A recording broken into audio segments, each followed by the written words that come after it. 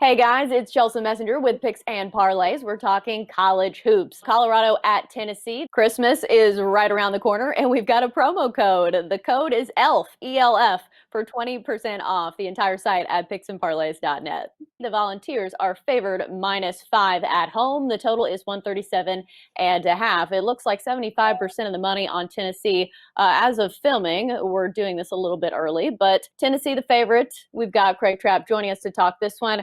Craig, who do you like? Oh, what a difference Tennessee has made since Coach Barnes came over. I mean, he's literally made Tennessee basically the team to beat year in year out in the SEC. Kentucky obviously they're there as well, but I mean, I just love this Tennessee team. I like what he's. It's not like he's building it with one and done guys. I mean, he continues to build it through solid recruiting and development of players. And Tennessee, unfortunately, had the COVID outbreak within the program and had to stop, and so they didn't get to play Gonzaga. So now we're going to get to actually see what Tennessee really brings here in this opening game for them. Yeah, it looks like they'll be itching to play since it's been a very, very long layoff for Tennessee to play. And like you mentioned, it's been a program on the rise. You could almost say that Tennessee's not a football school anymore. It seems like their basketball has been outperforming the football team as of late, which is strange for people who are born and raised in Tennessee. But any other factors you're looking at in this one? Sometimes when it's a team's first game back, I kind of like to consider unders just because the shooting sometimes takes a while to develop, but it obviously depends on the number. So as a total, any leanings on this one? First, I do like the side here. I do like Tennessee as the -5 because I do think Tennessee, if they had played, especially if they'd have played and they remember they were supposed to fill in, or West Virginia filled in for them.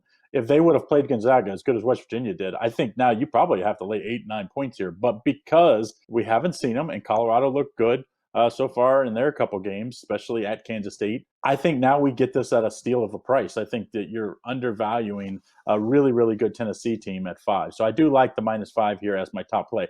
Like you said, on the total, early in the year, I had kind of predicted that the unders would do well in the opening games, but it actually was the overs in teams that didn't play because I guess maybe since they had limited practice time and lead up to the opening games this year, that coaches just worked on offense, I'm guessing, because the defenses looked absolutely terrible. So I think if I was going to play this game, I would probably lean towards the over if you're looking at the total. But much better, safer play for me is just lay Tennessee -5 here. And I do like Colorado. I do think maybe probably the team I've made the most money with in the Pac-12 the last 4 or 5 years, playing them at home.